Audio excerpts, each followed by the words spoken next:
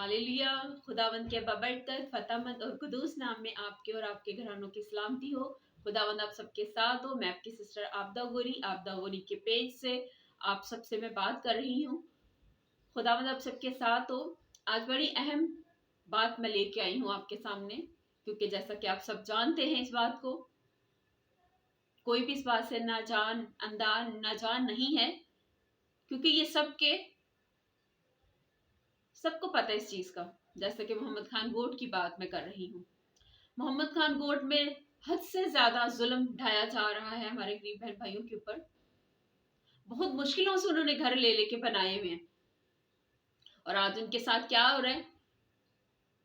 कोई 20 साल से रह रहा है, कोई 25 साल से रह रहा है, कोई 10 साल से रह रहा है।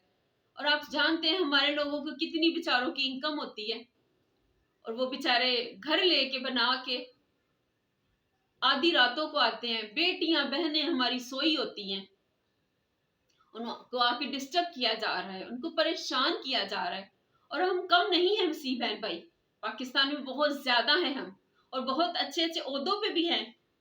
और मैं आप सबसे ये कहना चाहती हूँ, ना कि ये सोचे कि वो उस चर्च से ताल्लुक रखते हैं, वो उस चर्च से ताल्लुक रखते हैं। नहीं, हरगिज नहीं। हम सब मसीह बहन भाई हैं, खुदावंद में हम सब एक है। कोई भी बहुत कम बहन भाई हैं जो उनके साथ खड़े हुए हैं, बहुत कम। मैं आप सबसे ये कहना चाहती हूँ कि प्लीज आप सब उनको देना थोड़ी है, उनकी कोई पैसे से हमें मदद थोड़ी करनी है, उनकी आवाज बननी है हमें। जब हमें एक आवाज बनते हैं एक दूसरे की बहन भाइयों की, तो ये बहुत बड़ी बात होती है।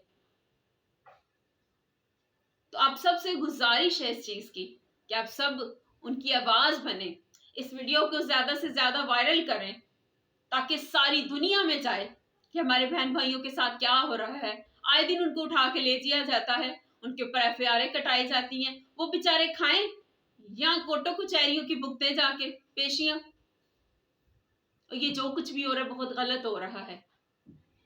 वहां कोई नहीं जाता, वहां कोई उनकी आवाज नहीं उठाता। बहुत कम बहन भाई हैं, मैं दोबारा से कह रही हूँ, कि जो आवाज उठाते हैं।